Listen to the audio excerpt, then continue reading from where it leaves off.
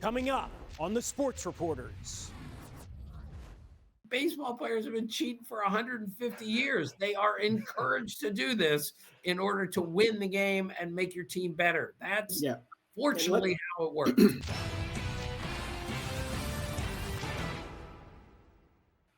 Welcome to a special edition of the Sports Reporters. We're getting together with three of our favorite baseball observers, savants, students of the game, just about 15 hours after the Hall of Fame announcement that only Jeff Kent would be going in from the era's contemporary committee selection process this year. That means no Roger Clemens, no Barry Bonds, no Gary Sheffield, no Fernando Valenzuela, no Don Mattingly, no Carlos Delgado, no Dale Murphy, but Jeff Kent is in, and we are joined by Doug Glanville, the former major leaguer, Howard Bryant, the baseball historian and author of 11 books, most of them about baseball, and a member of the writers' wing of the Hall of Fame himself, Tim Kurkjian. Gentlemen, thank you so much for joining us. Thank you. Great to be here, Jeremy. Of course. So, all right, let's start. So for those who don't know, they get this committee together, 16 members, 7 are former players. You've got 2 owners. You got 4 executives. You got Steve Hurt, longtime Elias guy, historian, statistician. You've got our friends Jason Stark and Tyler Kepner. You needed 12 votes to get in of the 16, and the only one who passed the threshold was Jeff Kent. You also were supposed to, if you were on the committee, consider integrity, character, sportsmanship, and if you got fewer than 5 votes, that meant you could not be considered the next time this committee meets in 3 years. So that means Bonds, Clemens, Sheffield can't be on the ballot in 3 years. What was your reaction when you heard the news? Let's start with you, Doug. That it was just Jeff. Yeah, I mean, I was a little bit surprised because I felt like there's sometimes indications of the winds of change of, maybe Bonds, maybe Clemens kind of gets in. And part of that is a lot of the younger voters, you talk about the main body getting in, not so much the contemporary committee. They seem to be more open to, all right, well, it's a new generation. Let's flush it, start over and look at these numbers. But there was definitely a firewall in there to say, we're drawing the line here. And Jeff Kent has been always swirling around in terms of consideration and certainly has had a phenomenal career. But I thought there'd be a little bit more noise around Bonds and Clemens. Howard? I was stunned, to be honest. I thought that, I really thought that Bonds and Clemens were going to get in, and for all of the reasons that Doug had mentioned. And I also felt like, it wasn't not just the things that Doug mentioned, but where we sort of are as a climate. Look at the momentum surrounding Pete Rose. Look at the momentum surrounding this movement that we have gone beyond the steroid era. You've got Cal Raleigh hitting big home runs now. You've got Aaron Judge doing his thing, and I think that that new generation of people and a new wave of voters just look at this world differently, and also this idea that the Hall remains incomplete. And so I was completely expecting Bonds and Clemens to get in yesterday. Jeremy, I was surprised also, but we should never be surprised by these committees. I've been on 4 of these committees, and twice after the election was done, I said, I can't believe that happened. And I was in the room for the negotiations. And I checked with one of the guys in the group this year after it was all over, and I said, what's your gut feel? He says, I have no idea what is going to happen. And he was in the room for 3 hours. The point is, when you get 16 people together from different angles as writers, executives, former players, there's no telling what direction you might go. And I think the lesson that I know I've learned from being on these committees is that the former players are harder on the steroid guys than the writers were. Remember, the writers Clemens and Bonds got to 64% in their last year on the ballot with the writers. They haven't even come close in 2 years on these special committees, and now they're not going to get another shot for another 6 years. And if they don't get at least 5 votes in 6 years, they're not going to be on the ballot ever again. That's the lesson I think we're all learning here. Yeah, Although can I we throw should one say- quick thing out there too, jumping off of that, Tim, was that you're right. I remember talking to Joe Morgan, and he used to tell me when we was talking about Veterans Committee, he said a lot of guys are still just settling scores from when they were on the field. But the other thing is that Doug said, and I just said, new generation. But when you look at that group of voters, Tyler might be the youngest guy on there. It might still be the old generation doing the voting. Yeah, although we should say that on that form from the Hall of Fame, it says, look, this is the way it's configured now. You know, the guys who got fewer than 5, which is Valenzuela as well, can't be considered in 3 years. They can be considered again in 6 years, but they reserve the right to change everything again. You know, it might be an entirely different system next year. I mean, that's within the realm of possibility. So when we say this means the end of Barry Bonds, Roger Clemens, Gary Sheffield as Hall of Fame candidates, it's not really that clear at all.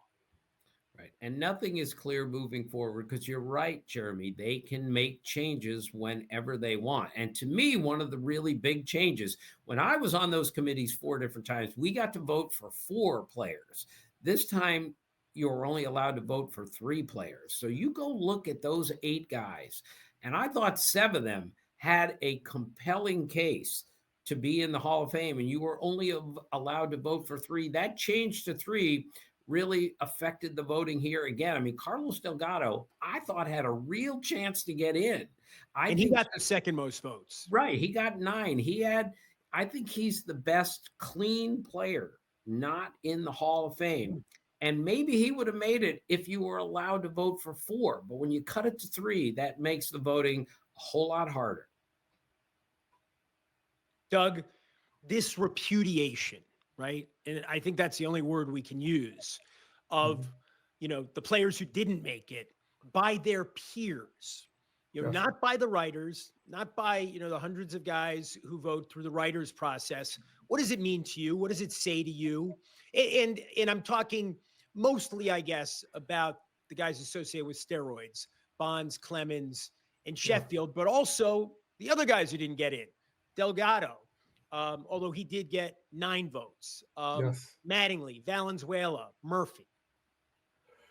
Well, I think the line about the steroids, and once again, this is it's always hard to know where these lines are drawn because there's probably there's many people who got away with it, right? I mean, just because Bonds, Clemens became sort of the posters because they were so good in terms of the numbers, we sometimes forget, like, oh, some people kind of snuck in, right?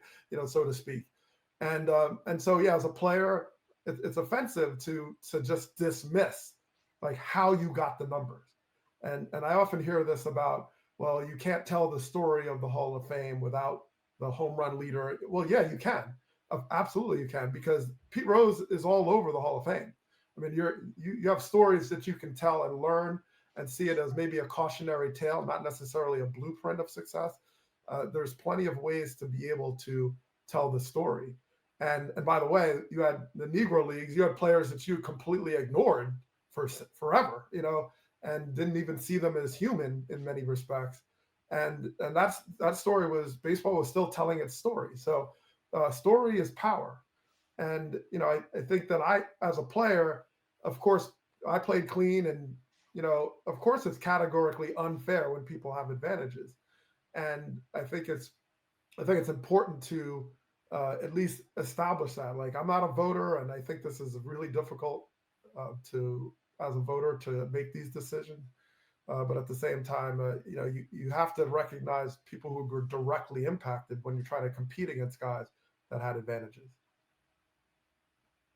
Well, I stopped voting because of this. I mean, I remember I got my first vote in 2007, and I remember one of those years, you know, one of those early years, because let's not forget the Mitchell Report. The whole thing was December of 2007. I think it was the first year I got my vote, and I remember thinking, "There's going to come a time when the entire ballot is steroid era.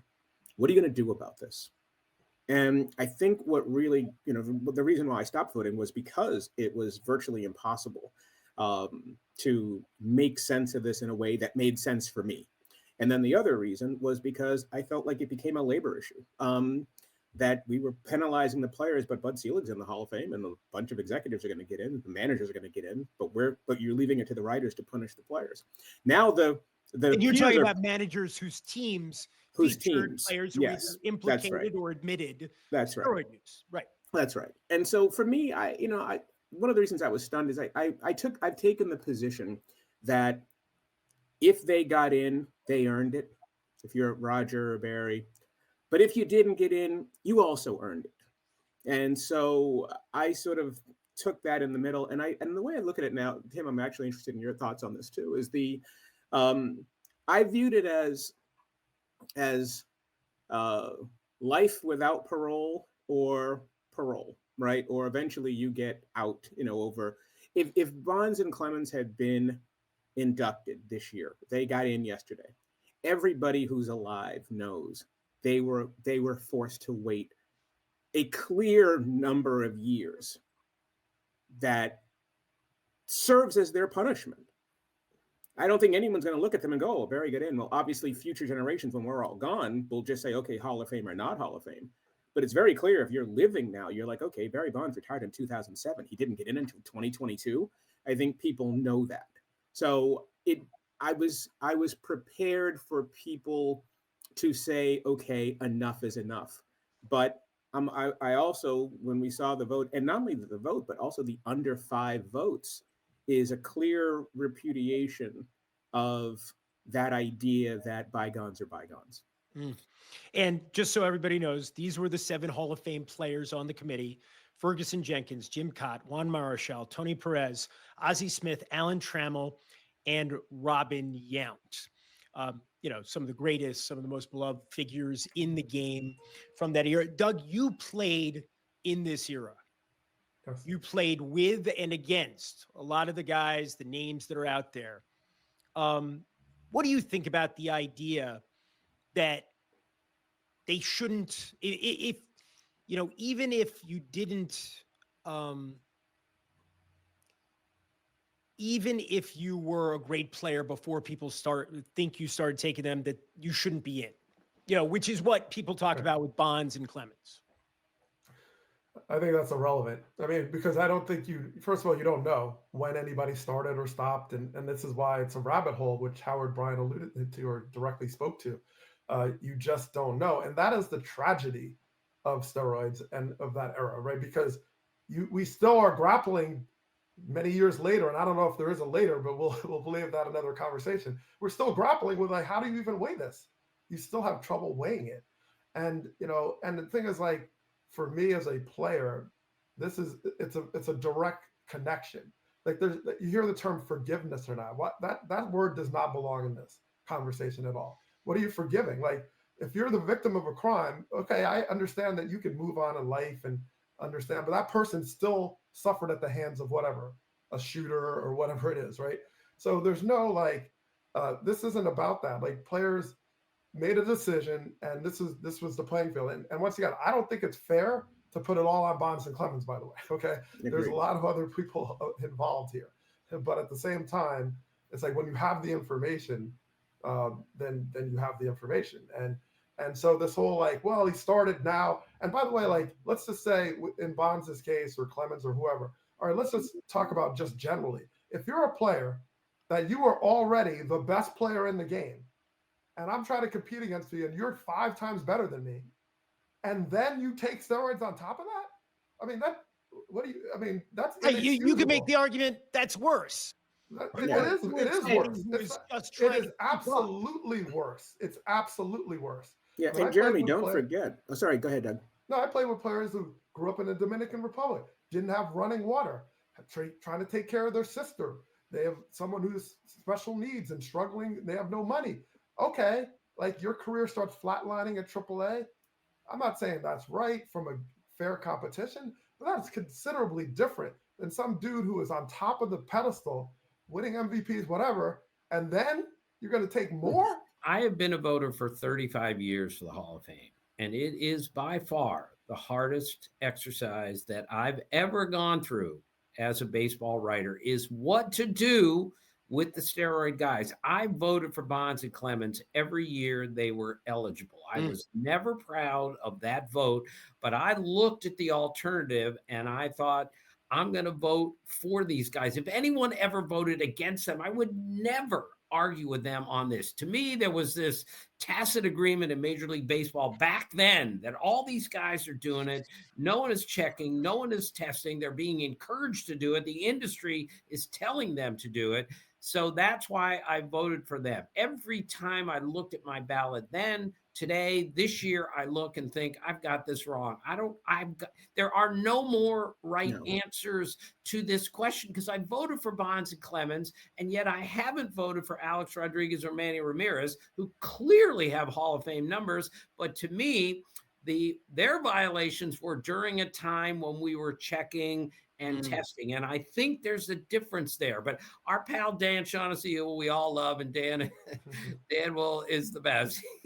He said, as far as Bonds and Clemens, just like you said, Doug, being at the top of their game and then doing something else. His point is, if you shoot 34 on the front nine and you cheat on the back nine, you're disqualified for the round. Yeah. And it's very difficult to argue with that when it's presented that way, except the difference is golfers, it's a more gentleman's game. Baseball players have been cheating for 150 years. They are encouraged to do this in order to win the game and make your team better. That's fortunately how it works.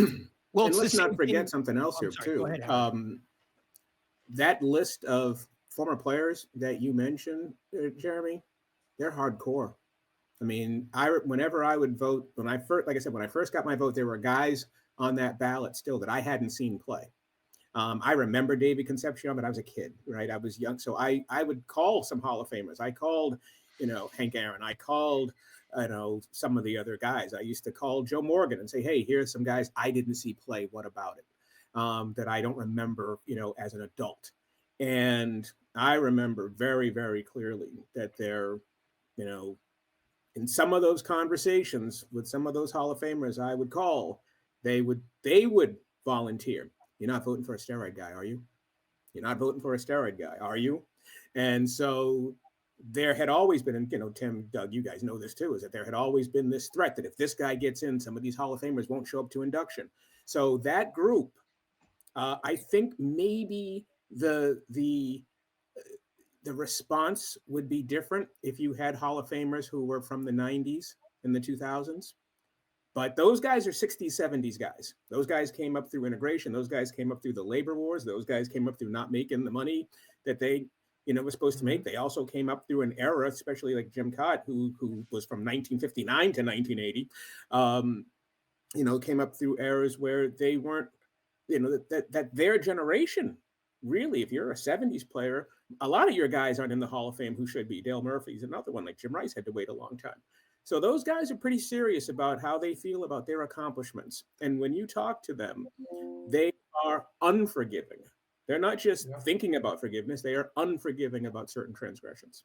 Right, and the Hall of Fame is like, it's a museum too, right? There's an unapologetic history and you can tell the story, but enshrinement is a different category. And that's the argument. The argument you just made. That's a different category. So don't tell me they're not in the Hall. They are in the Hall. Pete Rose and all these guys, they're in the Hall. So enshrining someone, there's a distinction, and it's very difficult to determine where that line is, as Tim has spoken to. But that there is a difference. Right. And you brought up Pete Rose, and Howard, you brought up hardliners. I remember going on SportsCenter about 20 years ago and being asked if Pete Rose were on the ballot, would I vote for him? And with great hesitation, I said yes. So a couple days later, I see Frank Robinson, who is I don't want to say he's a friend of mine, but we had a great relationship. And he screamed at me. And I said, what are you so mad about? He said, I can't believe you said you would vote for that guy. He violated the number one rule. You don't bet on baseball. And he said, if that guy ever gets in the Hall of Fame, I will never go back to the Hall of Fame for any other reason if he's in the same club. This is what the hardline players feel about betting and about steroids. And as And long about the as roots of the game, when you walk in that clubhouse, that sign is on the wall, right? that's They it. took the It's the phones first out of thing there. you see, It's the correct? They first were thing you see. teammates, obviously, Frank Robinson and Pete Rose. And, you know, what we're talking about too, you know, the idea of like, okay, well, you did this before, you did this after. Nobody says, well, Joe Jackson, nobody disputes that Joe Jackson was a Hall of Fame player before the 1919 World Series, right?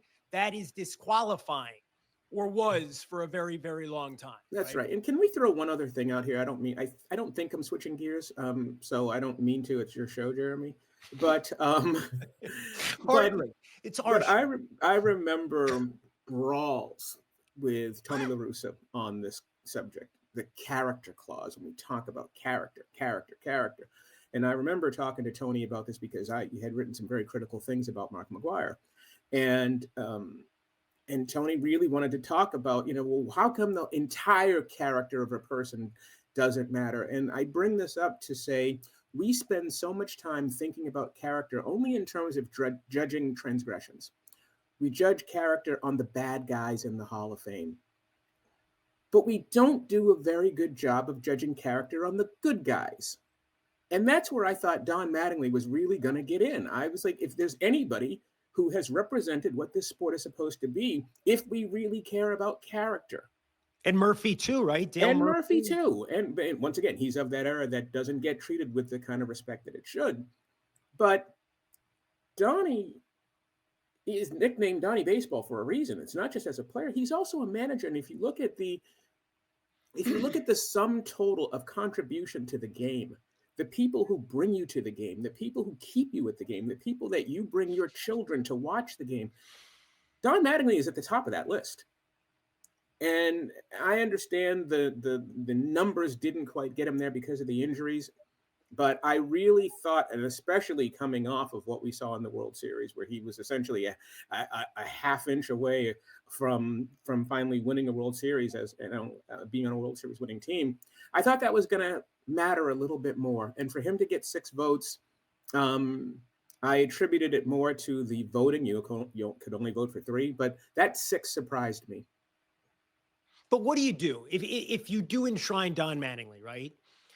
And you enshrine Fernando Valenzuela, who you could argue, right, their sum totals, their career numbers, the advanced metrics, the wins above replacement don't quite meet the current standards, right, of Hall of Fame players. They're better than a lot of guys in the Hall of Fame. I'm not disputing that.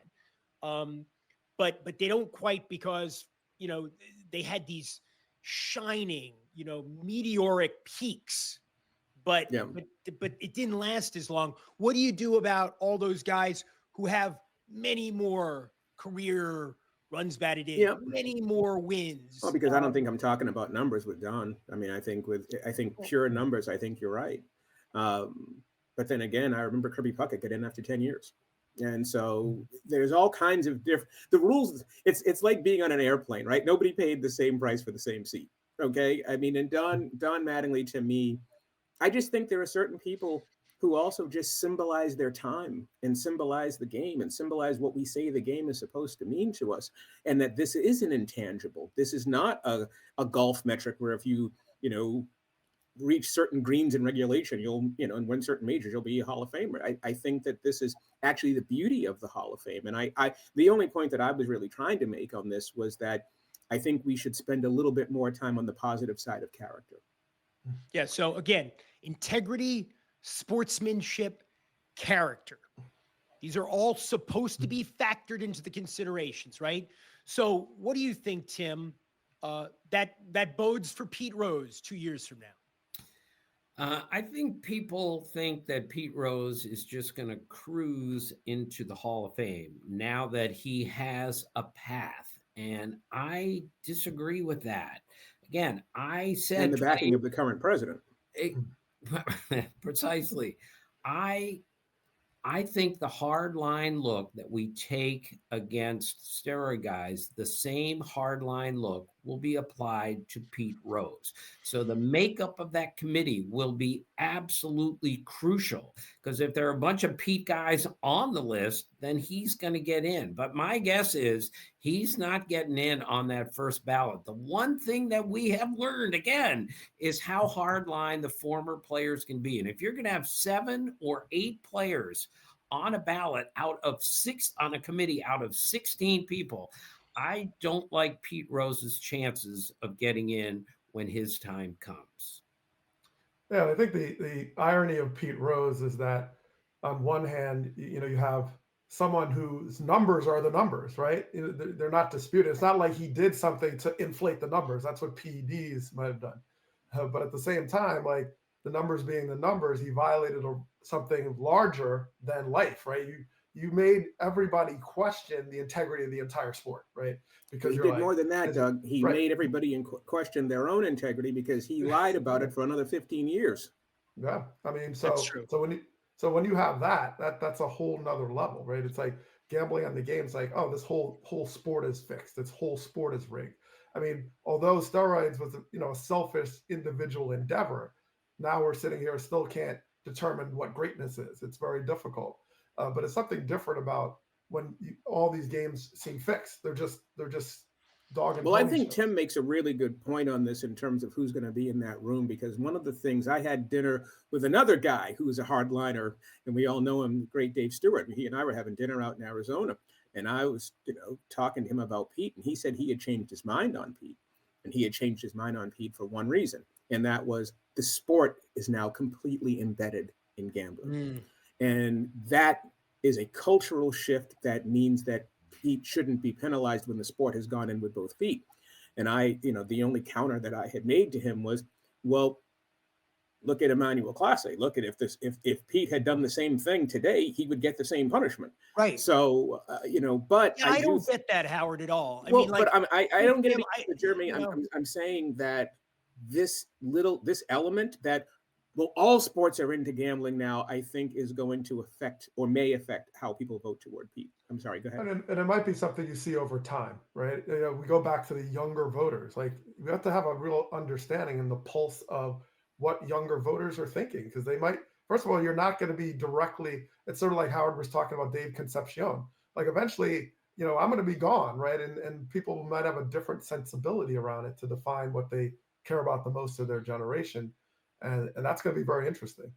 I do want to talk about, before we wrap this up, and this has been fascinating, guys. I really appreciate it. But Dale Murphy, we've only kind of hinted at, the cases for and against Dale Murphy. Tim, your thoughts? I know you're a Dale Murphy guy.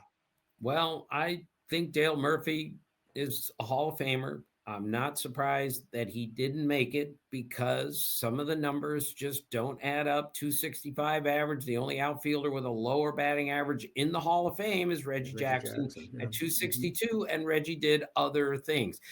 Dale Murphy, for a 6-year period, was one of the 5 best players in baseball, maybe one of the 3 best with Schmidt and Brett and Don Mattingly. And as far as character that Howard brought up, there's no greater character players that I've ever met than Don Mattingly and Dale Murphy. But it just shows you again, character does not outweigh the numbers. What bothers me a little bit is we are applying today's values for players to guys who played 40 years ago. When Don Mattingly and Dale Murphy played, their goal was not to walk 100 times and run their on-base percentage up. Their job was to take that ball 2-4 inches off the plate and line a 2-run double to the opposite. And nobody was hitting 50 home runs. Right. And yet we are now applying, well, look at his home run total. His on-base percentage wasn't great. Dale Murphy only walked 100 times. He hit in the middle of the order.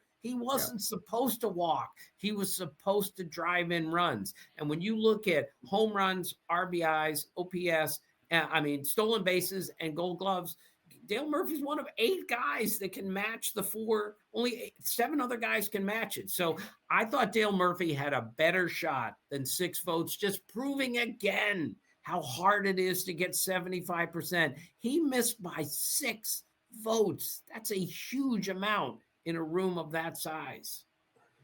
Doug, Yeah, that's right. you were coming up in the game when Dale Murphy was that incredible Gold Glover, winning back-to-back MVP awards.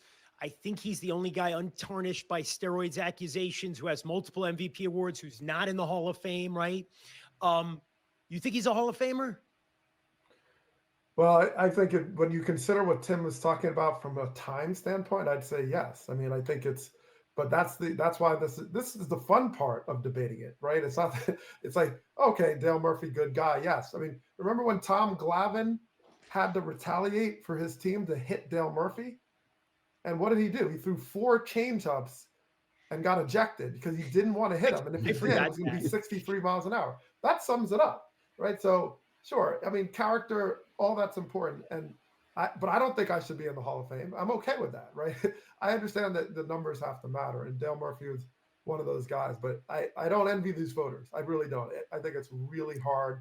And it's just gotten harder. Yeah, and I think Murphy is one of those guys who is penalized by his time. I think that those 70s guys don't get the respect that they deserve.